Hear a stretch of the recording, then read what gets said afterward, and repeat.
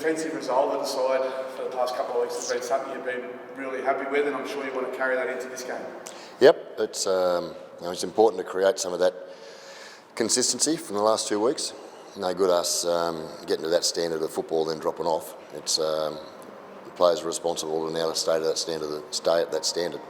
Well, last week, the numbers were against you, and obviously had Elliott in the sin bin twice. What impressed you about, particularly that back end of the game? Winning that game. We were 16-6 with infringements. We only had 40% of the football, and for 20 minutes of the game, we only had 12 men. To win a game of football in that fashion was courageous. But I know that's in this squad.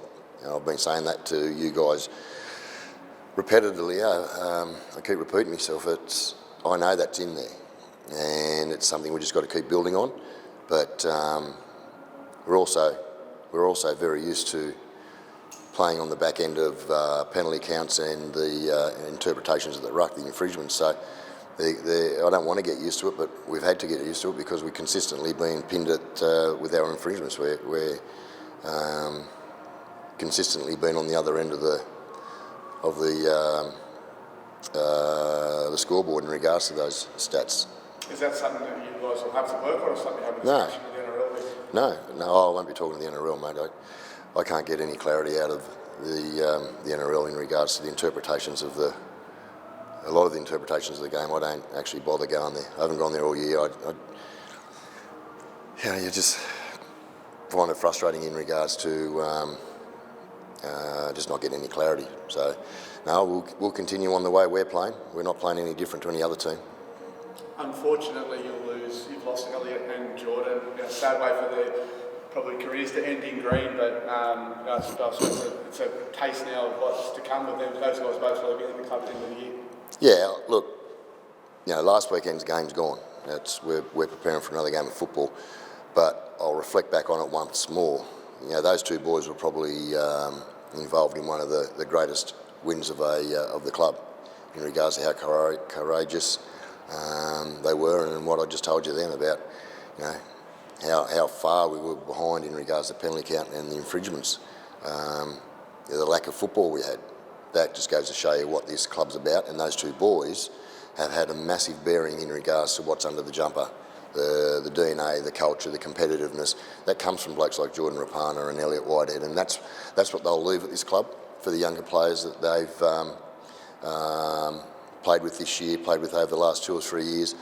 Those younger boys that have played those 30, 40, 50 games with Jordan and Elliott, the legacy those boys have left for me to keep implementing into our training, our culture and our DNA here is that competitive, that just never give up. They always fight to the end and they want to win.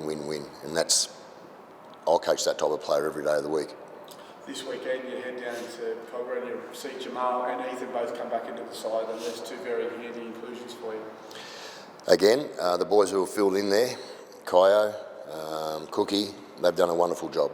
Now we've got our 2 regular halves back. It's been a big problem this year where we haven't had that consistency in our number 7-6-1.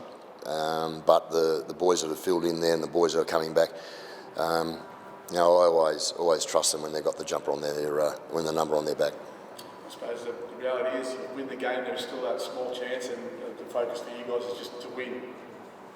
Oh yeah, no, we've spoken about the fact that we can't control what happens Sunday, but we can control how we get to the sideline for this game. So that's all we can do. So we'll just worry about us trying to win first. Just one more. You had 4 players pick up awards at the Brad Fittler Medal on Monday night. I mean, that shows where those processes are heading. Yeah, I think it does, Ben. I think it shows that our vision of recruiting at an early age, recruiting young talent who are good players, good people, showed on Monday night that we got our identification of talent correct, and it was great for the 4 boys: Chevy, Cookie, young Jonah Anderson, and who was the other one? Owen Paddy. Yeah, it was really good. It was a nice night. A couple of the boys had their families there. The families travel, and it's nice to be able to have a beer and meet the parents or see the parents again. It's a big part of our club in looking after our younger players, and it was nice to be able to go down there and celebrate an important night for those boys achieving those awards.